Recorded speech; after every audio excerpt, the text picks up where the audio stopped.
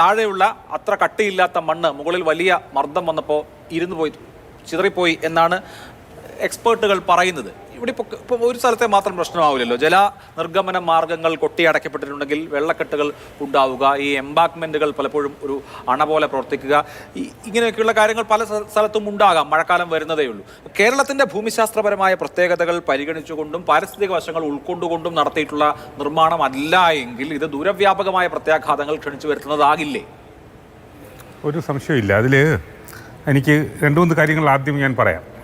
നമ്മുടെ 2018 പ്രളയം കഴിഞ്ഞപ്പോഴാണ് നമുക്കിത് പെട്ടെന്നൊരു ബോധ്യമുണ്ടായത്. ഈ കേരളം ജലത്തിൻ്റെ നാടാണെന്നും വെള്ളം ഒഴുകണമെന്നും അതുകൊണ്ടാണല്ലോ ഈ room for the river, living with the water എന്നൊക്കെ പറഞ്ഞിട്ട് നമ്മൾ പോസ്റ്റ് ഡിസാസ്റ്റർ നീഡ്സ് അസസ്മെൻറ്റ് റിപ്പോർട്ടൊക്കെ ഉണ്ടാക്കുകയൊക്കെ ചെയ്തത്. അതിനുശേഷം മുഖ്യമന്ത്രിയുടെ നേതൃത്വത്തിൽ തന്നെ ഒരു വലിയ വർക്ക്ഷോപ്പ് തിരുവനന്തപുരത്ത് നടന്നു. ആ വർക്ക്ഷോപ്പിൻ്റെ പേര് നമ്മൾ നമുക്കായി എന്നാണ്. ആ വർക്ക്ഷോപ്പിലെ ഒരു നിർദ്ദേശം എന്തായിരുന്നറിയാമോ? അതായത് നമ്മുടെ ഭൂമിയുടെ ഒരു കിടപ്പ് വച്ചിട്ട് നോക്കുമ്പോൾ കിഴക്ക് നിന്ന് പടിഞ്ഞാറോട്ടുള്ള വെള്ളത്തിൻ്റെ ഒഴുക്ക് തടയുന്ന ഒരു നിർമ്മാണവും തെക്ക് വടക്ക് നടത്തരുതെന്നാണ്.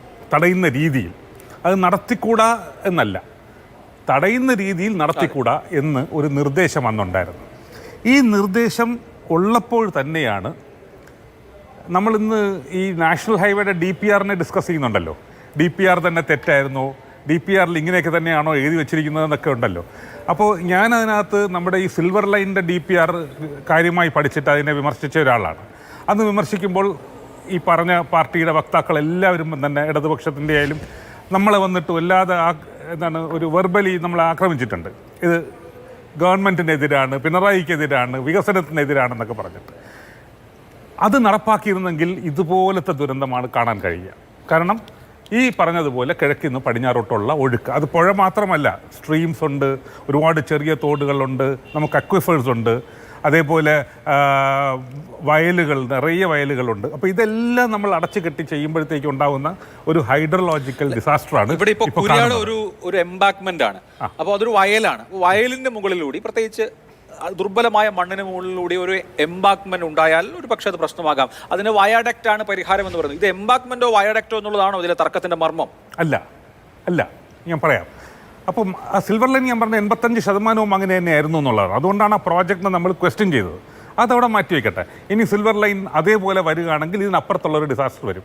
അപ്പോൾ നമ്മൾ ശരിക്കും വിചാരിച്ചത് ഈ സിൽവർ ലൈനിനെ നമ്മൾ എതിർക്കുന്നതോടെ ഈ പ്രശ്നം അങ്ങ് കേരളത്തിനൊരു വലിയ ദുരന്തം ഒഴിവാക്കി കിട്ടി എന്നൊരു തോന്നൽ നമുക്കുണ്ടായിരുന്നു. പക്ഷേ നാഷണൽ ഹൈവേ വരുമ്പോൾ ഇതേ പ്രശ്നം ഉണ്ടാവുന്നു എന്നുള്ളത് അത് എന്തുകൊണ്ടുണ്ടായി എന്ന് ചോദിച്ചാൽ, ഇപ്പോൾ നമ്മൾ മനസ്സിലാക്കേണ്ടത് ഇതിന് മുമ്പ് ഉണ്ടായിരുന്ന ഒരു നാഷണൽ ഹൈവേയുടെ അതേ ഓൾമോസ്റ്റ് സെയിം അലൈൻമെൻറ്റാണിത്.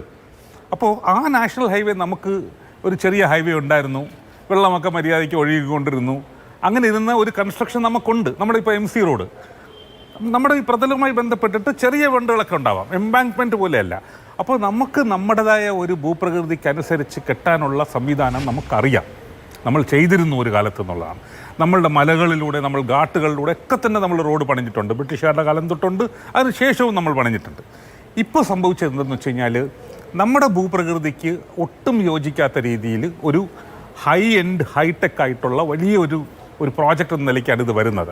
അപ്പോൾ കൺസ്ട്രക്ഷൻ തുടങ്ങുമ്പോൾ തന്നെ നമ്മൾ പല സ്ഥലങ്ങളിൽ നമ്മൾ ചെല്ലുമ്പോൾ നമ്മൾ അവരോട് അവിടെ തന്നെ വാൺ ചെയ്തിട്ടുണ്ട്, ഇത് ഹൈഡ്രോളജിക്കൽ ഫ്ലോയിനെ തകർക്കും, ഇല്ലാതാക്കും, കിഴക്ക് വശത്ത് വെള്ളം കെട്ടും, അത് വല്ലാതെ കെട്ടിക്കഴിയുമ്പോൾ ഇതൊരു ഡാം പോലെ പ്രവർത്തിക്കും. പക്ഷേ ഡാമിൻ്റെ അത്ര കൺസ്ട്രക്ഷൻ ഇല്ല, കാരണം സോയിൽ ടെസ്റ്റ് ചെയ്തിട്ടില്ല, കമ്പാക്ഷൻ മര്യാദയ്ക്കില്ല. അപ്പോൾ അത്തരത്തിലുള്ള ഒരുപാട് ന്യൂനതകൾ വെച്ചിട്ടാണ് ഇത് കെട്ടിയിരിക്കുന്നത്. അപ്പോൾ യഥാർത്ഥത്തിൽ എംബാങ്ക്മെൻറ്റ് ഒരു ശക്തമായ എംബാങ്ക്മെൻ്റ് ആണോ കെട്ടിയെന്ന് ചോദിച്ചു കഴിഞ്ഞാൽ അല്ല, വീക്ക് എംബാങ്ക്മെൻ്റ് ആണ്. പക്ഷേ വെള്ളം കെട്ടുമോ എന്ന് ചോദിച്ചു കഴിഞ്ഞാൽ ഇപ്പോൾ ഫ്ലഡിങ്ങും ഉണ്ടാവും, പലയിടത്തും ഈ എംബാങ്ക്മെൻറ്റ് തകർന്നു പോകാനുള്ള സാധ്യതയും ഉണ്ട്. അപ്പോൾ എന്തൊക്കെയാണ് നമുക്കുണ്ടാവാൻ സാധ്യതയുള്ള പ്രശ്നങ്ങൾ ഇവിടെ? ഒന്ന്, കേരളത്തിൽ ഇത് കെട്ടിയേക്കുന്ന പ്രത്യേകിച്ച് എന്താണ് അടിപ്പാത ഉണ്ടാക്കിയിട്ട് വലിയ എംബാങ്ക്മെൻറ്റ് പോലെ കെട്ടിയേക്കുന്ന എല്ലാ സ്ഥലങ്ങളും, വയൽ നികത്തി കെട്ടിയേക്കുന്ന എല്ലാ സ്ഥലങ്ങളിലും നമ്മുടെ കിഴക്ക് വശത്ത് വെള്ളം ഒഴുകി പോകാതെ തടയപ്പെടും. അവിടെ ഫ്ലഡിങ് ഉണ്ടാവും, വാട്ടർ ലോഗിങ് ഉണ്ടാവും. അത് എത്രയോ സ്ഥലങ്ങളിൽ ഇനി ഉണ്ടാവാൻ കിടക്കുന്നതാണ്. അതാണ് ഇനി വരാൻ പോകുന്ന വലിയ ദുരന്തം. രണ്ടാമത്, എംബാങ്ക്മെൻറ്റ് ഈ പറഞ്ഞതുപോലെ സർവീസ് റോഡ്സ്, ഓൾമോസ്റ്റ് എല്ലാ സർവീസ് റോഡ്സും വെള്ളത്തിൻ്റെ അടിയിലാവും മഴ പെയ്ത് കഴിഞ്ഞാൽ. പിന്നെ അത് തകരുമ്പോൾ പിന്നെ അത് റിപ്പയർ ചെയ്യും. ആൾക്കാർക്ക്, അതായത് സാധാരണക്കാർക്ക് പോകാൻ പറ്റുന്ന റോഡുകൾ മുഴുവനും തകർത്തുകൊണ്ടാണ് ഈ നാഷണൽ ഹൈവേ ഇങ്ങനെ പോകുന്നതെന്നുള്ളതാണ്. അത് രണ്ടാമത്തെ വലിയ പ്രശ്നമാണ്.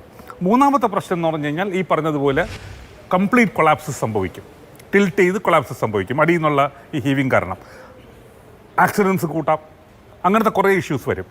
നാലാമതാണ് ഇത് കേരളത്തിൻ്റെ പരിസ്ഥിതിയെ മാത്രം കാണാതെ അല്ലെങ്കിൽ അതിന് വില കൊടുക്കാതെ നടത്തിയ പദ്ധതി മാത്രമല്ല, ഇവിടുത്തെ മനുഷ്യർക്കും വില കൊടുക്കാതെ നടത്തിയ പദ്ധതിയാണ്. കാരണം NH വികസിപ്പിക്കണം എന്നുള്ളത് നമുക്ക് എല്ലാവർക്കും അറിയാവുന്ന കാര്യമാണ്. ഞാൻ കാർ ഓടിക്കുന്ന ആളാണ്, എനിക്കും താല്പര്യമുള്ള കാര്യമാണ്. പക്ഷേ ഇപ്പോൾ എന്താ സംഭവിച്ചതെന്നറിയാമോ?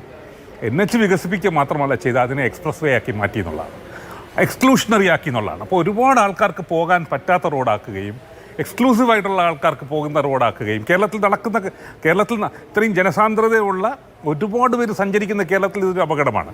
അങ്ങനെ ചെയ്യുകയും ബാക്കിയുള്ളവരെല്ലാവരും പോകേണ്ട റോഡുകൾ മുഴുവനും ഏറ്റവും വൃത്തികെട്ട റോഡുകളാക്കി. ന്യൂയോർക്ക് പോലൊന്നുമല്ല, ഇത് ഏറ്റവും തേർഡ് വേൾഡ് കൺട്രീസിന് ഏറ്റവും മോശപ്പെട്ട അണ്ടർ ഡെവലപ്ഡ് രാജ്യങ്ങളിലുള്ളതുപോലെ ഉള്ള സർവീസ് റോഡ്സും ഈ ന്യൂയോർക്ക് പോലത്തെ എക്സ്പ്രസ് വേ ഉണ്ടാക്കിയിട്ട് എന്ത് കാര്യം നമുക്ക്? അപ്പോൾ അതിലേക്കാണ് നമ്മളിവിടെ എത്തിച്ചിട്ടുള്ളത്.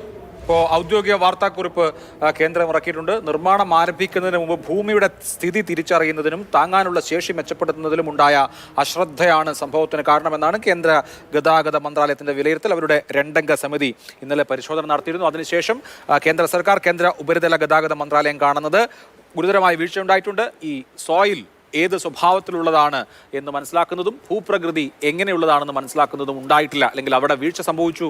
അത് ഒരു പ്രധാനപ്പെട്ട കാര്യമായി ചൂണ്ടിക്കാണിക്കുന്നുണ്ട്. അതിന്റെ വിശദാംശങ്ങളിലേക്ക് നമുക്ക് ചർച്ച കൊണ്ടുപോകാം.